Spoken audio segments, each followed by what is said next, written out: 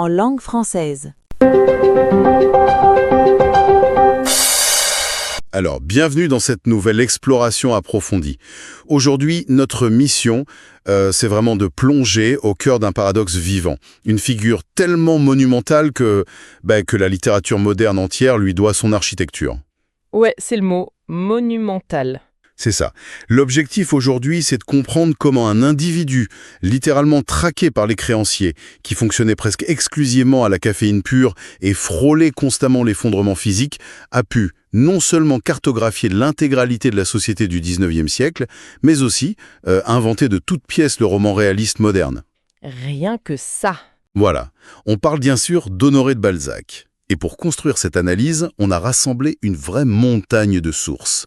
On a des encyclopédies littéraires de référence comme Tricani, des articles biographiques d'une précision chirurgicale sur ces désastres financiers et des transcriptions d'analyses académiques très pointues sur les mécaniques de ses œuvres majeures. Des sources qui sont d'ailleurs fascinantes à croiser. Totalement. Bon, décortiquons tout ça car en lisant tous ces documents, il y a une évidence qui saute aux yeux.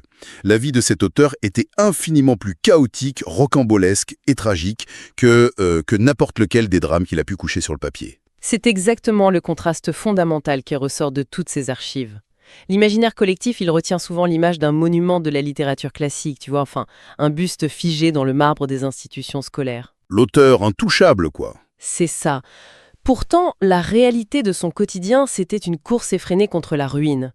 Son existence entière a été construite sur une dichotomie complètement vertigineuse. D'un côté, on a cette volonté démiurgique d'exercer un contrôle total et omniscient sur un univers de fiction. Son propre univers. Exactement. Et de l'autre, une perte de contrôle absolu sur sa propre vie matérielle. Et pour saisir l'origine de cette frénésie de création et de cette ambition qui le dévorait, les sources biographiques nous ramènent invariablement à la brutalité psychologique de ses premières années. On est bien loin de l'affection qu'on pourrait attendre d'un foyer de la bourgeoisie provinciale. Ah oui, ce qui frappe justement dans ces documents, c'est l'absence totale de chaleur humaine dans son éducation. Il est né Honoré Balsa en 1799, et très vite, on sait qu'il a été envoyé chez les oratoriens de Vendôme, mais les textes décrivent ça moins comme une scolarité normale que comme un exil punitif, en fait. Une vraie mise à l'écart. 7 années d'isolement presque total, sans contact avec sa famille. L'affection parentale n'était pas seulement absente, elle était remplacée par une pression écrasante, particulièrement de la part de sa mère. Elle voulait absolument qu'il s'élève socialement, qu'il devienne un notable, un avocat ou un notaire. Une obsession très bourgeoise. Oui. Et le poids de cette attente était tel que les archives mentionnent une tentative de suicide dans sa jeunesse, une volonté de se jeter d'un pont pour échapper à ce destin tracé d'avance. Franchement, c'est d'une noirceur absolue. Cette violence psychologique initiale, c'est vraiment la clé de voûte de son système de pensée. Ce manque cruel d'amour véritable et cette injonction à la réussite sociale, ça a forgé, très tôt, son regard clinique sur le monde. Il a intégré intimement l'idée que les relations humaines, particulièrement dans la société post-révolutionnaire et bourgeoise de l'époque, elles n'étaient pas régies par les sentiments. Elles étaient régies par quoi, alors ? Par des contrats invisibles, des contrats basés sur l'intérêt financier, le statut et l'exploitation de l'autre. C'est cette grille de lecture impitoyable qu'il va appliquer à l'ensemble de son œuvre. Donc face à l'ennui mortel d'un stage chez un notaire parisien, stage qui devait couronner ses études de droit, il choisit la rupture totale pour embrasser la gloire littéraire. Sauf que ses premières tentatives pour l'exister dans le champ intellectuel sont de cuisants désastres. Ah, la fameuse tragédie en vers, Cromwell, en 1819. Les retours académiques qu'il a reçus sur ce texte sont d'une condescendance, mais polaire. Un professeur lui a littéralement signifié qu'il devait s'essayer à n'importe quel autre métier, mais surtout pas à la littérature. Surtout pas à la poésie, oui. Le coup de grâce. Mais l'urgence matérielle ne lui laissait pas le temps de s'apitoyer. Avant de conceptualiser des chefs-d'œuvre, il fallait survivre. Et les sources détaillent une période fascinante de production industrielle. C'est son association avec Auguste Le Poitevin. L'idée, c'était de produire à la chaîne des romans de commande. De la littérature de gare. C'est ça, de la littérature de caniveau, pleine de rebondissements improbables, publiés sous des pseudonymes ridicules. Ça lui a forgé la main, c'est sûr. Mais surtout, ça a ancré en lui l'obsession de faire fortune rapidement pour acheter sa liberté d'écrire. Et c'est là que le romancier se métamorphose en un entrepreneur, calamiteux. C'est le mot juste. Les archives financières de Balzac, elles se lisent comme un manuel de tout ce qu'il ne faut pas faire en affaires. C'est un désastre. L'ironie est tellement mordante. L'homme qui décrira avec une précision chirurgicale les mécanismes de la faillite, de l'usure et du capitalisme naissant dans ses romans, il était lui-même incapable de gérer un budget. Il tente l'intégration verticale de l'édition bien avant l'heure. Il achète tout. Voilà.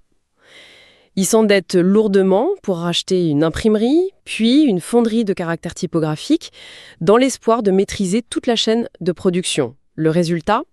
Une banqueroute retentissante qui lui mettra définitivement la corde au cou. Et le pire, c'est que l'imprimerie, c'est même pas le sommet de ses aberrations financières. Il y a ce passage incroyable dans les notes historiques sur son expédition en Sardaigne. Ah oui, l'histoire des mines. Le voilà qui traverse l'Europe, persuadé par une vague rumeur d'avoir découvert des mines d'argent exploitées par les Romains et laissées à l'abandon. Il s'imagine déjà magnat des métaux précieux, il finance le voyage, il inspecte les scories, il rentre à Paris pour chercher des capitaux. Et là, la douche froide. Exactement. Pour découvrir qu'une entreprise étrangère a raflé la concession juste sous son nez et que les coûts d'extraction l'auraient de toute façon ruiné. C'est là que je me pose une question, en regardant tous ces échecs. Est-ce que c'était pas au fond une forme d'auto-sabotage inconscient ? S'endetter pour s'obliger à écrire ? Écoute, c'est une hypothèse psychologique très solide. Il y a une dimension indéniablement pathologique dans son rapport à l'argent. Il dépensait des sommes astronomiques pour entretenir une façade de dandy mondain. Il achetait des cannes incrustées de pierres précieuses ou du mobilier luxueux, alors que les huissiers frappaient littéralement à sa porte. Pour maintenir l'illusion ? Oui, et les dettes colossales qui ont résulté devenaient alors le seul moteur capable de justifier et d'alimenter ces sessions de travail inhumains. Acculé, il s'enfermait dans son cabinet de travail, il revêtait cette fameuse robe de chambre blanche en cachemire qui ressemblait à une bure de moine, et il entrait en transe. Les descriptions de ces nuits de travail sont effrayantes. On parle de sessions allant jusqu'à 17 heures d'affilée. 17 heures. Et pour maintenir ce rythme contre la biologie même de son corps, il y a cette consommation industrielle de café. Les sources emploient l'expression « torrent de café ». Mais concrètement, il préparait lui-même un mélange extrêmement concentré qu'il buvait à jeun et qui attaquait directement son estomac. Il se détruisait la santé. Sa cafetière était aussi cruciale que sa plume. Et le paradoxe de cette urgence absolue, de ce besoin de publier vite pour payer ses dettes, c'est qu'il rendait les imprimeurs fous avec son perfectionnisme maladif. C'est le comble de l'ironie éditoriale. Les imprimeurs de l'époque étaient payés à la ligne, et les corrections coûtaient très cher. Balzac recevait les placaires, ce sont ses premières épreuves imprimées sur de grandes feuilles, et au lieu de corriger de simples coquilles, il raturait tout. Il réécrivait le livre dessus. C'est ça, il ajoutait des paragraphes entiers dans les marges, il prolongeait le destin d'un personnage, modifiait l'architecture même de l'intrigue, les typographes devaient tout recomposer à zéro. Ces remaniements incessants, qui s'apparentaient à des réécritures complètes, ça engloutissait la quasi-totalité de ses droits d'auteur avant même la publication. Tout l'argent repartait dans les corrections. Exactement. Mais de ce chaos laborieux, de cette gestation douloureuse, va émerger le projet le plus mégalomane de l'histoire littéraire, la comédie humaine. Le concept en lui-même donne le vertige. Il s'agissait plus juste d'écrire de bons romans, il s'agissait de cloner la réalité. J'ai vu l'ambition affichée dans la préface, mais l'échelle de ce projet, qu'est-ce que les chiffres officiels nous disent exactement sur la réalisation de ce monument ? Ce qui est fascinant ici, c'est la disproportion entre l'ambition initiale et la brièveté de sa vie. Le plan définitif, qui est structuré en 1842, prévoyait 137 ouvrages pour couvrir, je cite, « l'exhaustivité des comportements humains ». Il aura finalement le temps d'en achever 86, laissant une cinquantaine de projets à l'état d'ébauche ou de titre. 86 romans, ça reste titanesque. Concurrence à l'état civil. L'état civil, rien que ça. Oui. Il ne se voyait plus comme un simple romancier, mais comme le secrétaire de la Société française, chargé d'en dresser l'inventaire complet. Cette idée des personnages récurrents, c'est brillant. Bien avant les matrices narratives modernes ou les univers cinématographiques étendus, type Marvel, où les protagonistes passent d'une œuvre à l'autre, il a créé un monde littéraire interconnecté. Un banquier arrogant dans un livre peut réapparaître 10 ans plus tard, ruiné, dans les pages d'un autre roman. Ou l'inverse. Oui, on croise le médecin Horace Bianchon au chevet de différents malades à travers plusieurs livres, ou le terrible Vautrin sous diverses identités criminelles. Ça donne une densité étourdissante à la lecture. Et, au-delà de ce maillage de personnages, les sources académiques insistent lourdement sur son concept de déterminisme environnemental. Et ça, C'est l'essence même de son réalisme. Balzac était profondément influencé par les débats scientifiques de son temps, notamment les théories naturalistes de Geoffroy Saint-Hilaire. Il a appliqué la biologie à la sociologie. De la même manière qu'un animal s'adapte à son milieu naturel, l'homme est façonné par son environnement social. L'environnement fait l'homme. Absolument. La démonstration la plus magistrale de ce principe, on la trouve dans les premières pages du Père Goriot, avec la fameuse description de la pension Vauquer. Il ne se contente pas de dire que l'endroit est pauvre ou sale. C'est beaucoup plus viscéral que ça. Il décrit l'odeur poisseuse, ce qu'il appelle l'odeur de pension, qui sent le renfermé, le rance, l'hôpital. Il décrit le papier peint jauni, les meubles boiteux, la crasse incrustée. Et il conclut que cette architecture de la misère se reflète symétriquement sur le visage, les vêtements élimés et la moralité douteuse de la propriétaire, Madame Vauquer. L'espace physique, pour Balzac, c'est l'empreinte digitale de l'âme. C'est incroyablement puissant. C'est justement pour cartographier cette complexité qu'il ne s'est pas contenté d'empiler les histoires. Les analyses montrent qu'il a bâti une véritable taxonomie biologique de la société, divisée en 3 piliers. Comment cette architecture monumentale était-elle censée fonctionner au-delà de la simple classification Excel? L'approche était rigoureusement scientifique.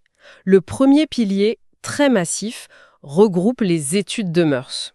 Ça, c'est l'observation des effets.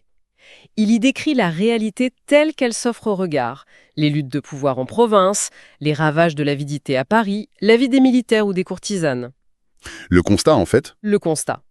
Ensuite, il creuse sous la surface avec les études philosophiques. Là, il cherche les causes.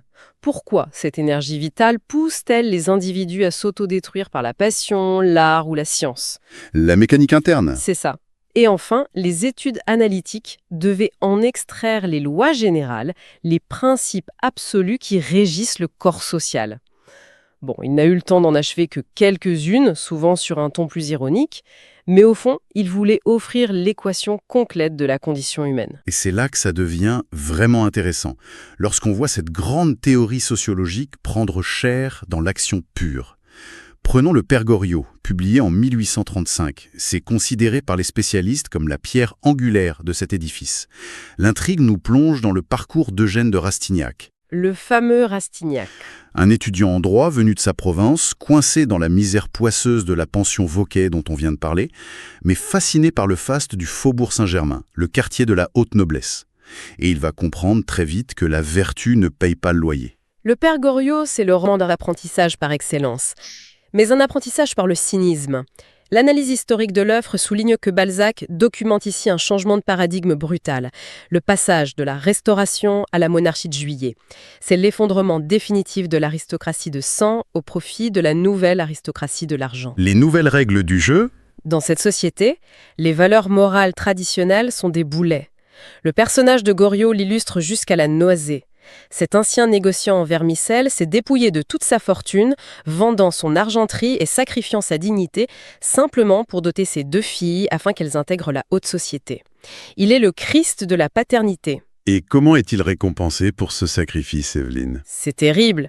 Une fois ruinées, ses filles, qui sont terrifiées à l'idée d'être associées à ses manières roturières et à sa pauvreté, l'effacent purement et simplement de leur vie. La brutalité de cette ingratitude éclate dans la scène finale, qui est l'une des séquences les plus viscérales jamais écrites.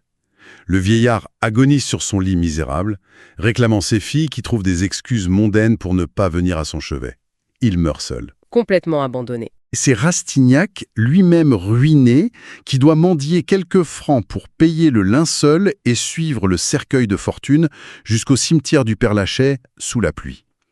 Et la clôture du roman, ce moment où Rastignac, debout parmi les tombes, regarde la ville de Paris illuminée en contrebas, entre la colonne Vendôme et le dôme des Invalides.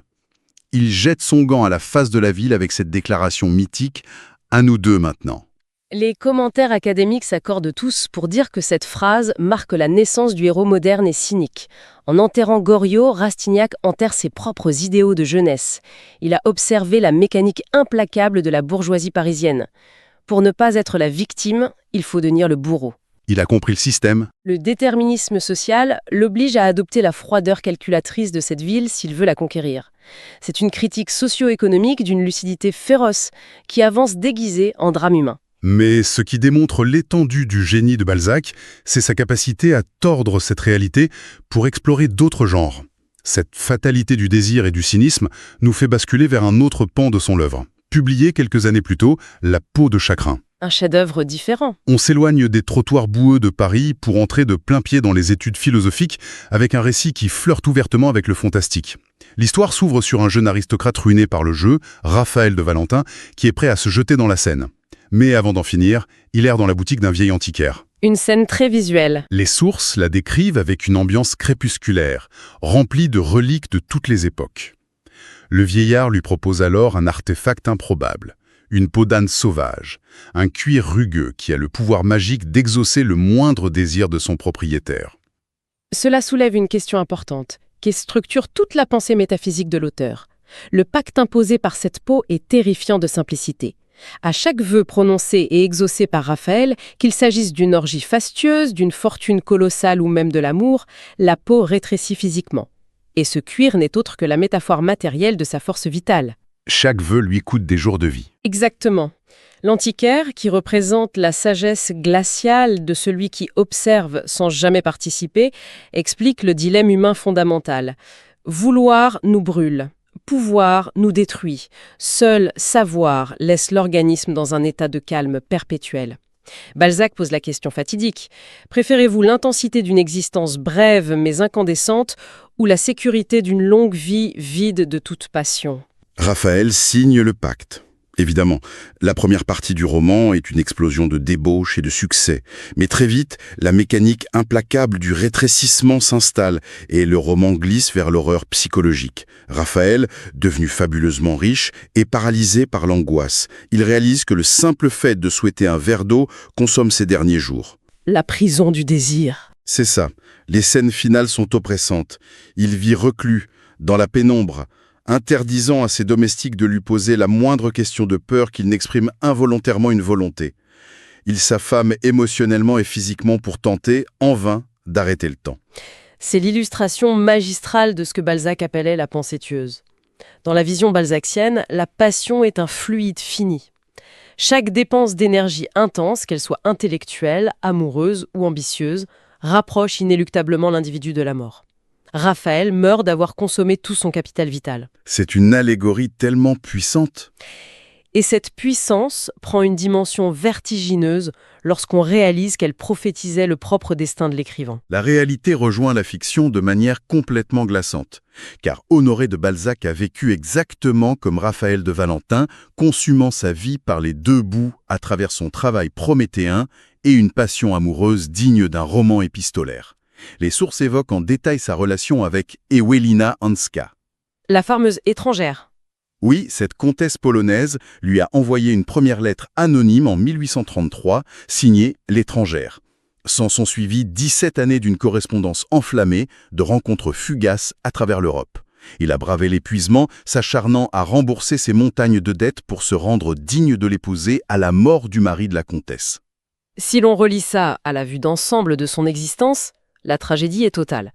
Il parvient enfin à ses fins, il épouse Madame Hanska en Ukraine, en mars 1850, il touche au but ultime de ses ambitions mondaines et amoureuses. L'apogée. Mais le prix à payer a été sa propre peau de chagrin. Son organisme, qui a été ravagé par des décennies d'hyperproductivité nocturne, par l'hypertension et la surconsommation de caféine, s'effondre. Quelques mois à peine après ce mariage tant espéré, en août 1850, il meurt à Paris de complications liées à une gangrène, à l'âge de 51 ans. 51 ans, c'est si jeune ? Il s'est littéralement tué à la tâche pour bâtir un monde de papier. Mais ce monde lui a survécu d'une manière exceptionnelle. Lors de ses funérailles, au cimetière du Père-Lachaise précisément, là où son personnage de Rastignac avait défié le destin, l'éloge funèbre a été prononcé par Victor Hugo. Les documents historiques rapportent ces mots d'une puissance inouïe. Désormais, les yeux des hommes ne regarderont plus les têtes régnantes, mais les têtes pensantes. Victor Hugo actait publiquement que Balzac avait déplacé le centre de gravité de l'attention humaine. C'est un changement de paradigme littéraire absolu. Avant lui, l'épopée était réservée aux empereurs, aux chevaliers ou aux figures mythologiques. Balzac a arraché la littérature au nuage du romantisme idéalisé pour la plonger dans le ruisseau, dans les livres de contes et dans la fange des ambitions bourgeoises. Le réel, tout simplement. Le réel dans toute sa dureté. Et son véritable héritage ne se limite pas à la création d'un système narratif complexe, il réside dans une empathie démesurée. Il est parvenu à restituer de l'intérieur, sans jamais les caricaturer, les motivations d'un banquier impitoyable, la souffrance d'un paysan endetté ou l'ambition féroce d'une courtisane. Il comprenait tout le monde. Oui, il a démontré que la bataille pour quelques billets à ordre dans une arrière-boutique renfermait autant d'intensité dramatique que la chute de l'Empire romain. Était avec une précision de biologiste. Une autopsie sociale. Voilà. Il a offert à la modernité un miroir d'une lucidité terrifiante, montrant comment l'argent remplace progressivement l'âme humaine. Et c'est une grille de lecture des comportements sociaux, de l'ambition et de l'avidité qui n'a absolument rien perdu de sa pertinence aujourd'hui. L'appétit de pouvoir décrit sous la Restauration trouve un écho direct dans les dynamiques de réussite contemporaine. C'est une évidence troublante. Et pour clôturer cette analyse, cette réflexion sur la peau de chagrin mérite qu'on s'y arrête pour notre propre époque. Quand on y pense, dans ce monde hyper connecté, régi par l'économie de l'attention, ne sommes-nous pas quotidiennement confrontés au même pacte fatal ? C'est une excellente question. Chaque application conçue pour capter notre regard, chaque défilement compulsif sur les réseaux pour assouvir un désir d'information ou de divertissement immédiat, ne grignote-t-il pas silencieusement notre réserve de temps, notre énergie mentale, notre propre peau de chagrin numérique ? En voulant tout voir, tout consommer et tout savoir instantanément, le risque est grand de finir aussi isolé et épuisé que Raphaël dans sa chambre obscure. Fuyant la lumière du jour. Exactement, fuyant la vie réelle après avoir consumé l'essentiel au profit de l'immédiat. Une mise en garde signée Honoré de Balzac, écrite il y a près de 2 siècles, à méditer face à nos écrans lumineux. RRF en langue française. Légionnaire un jour, légionnaire toujours.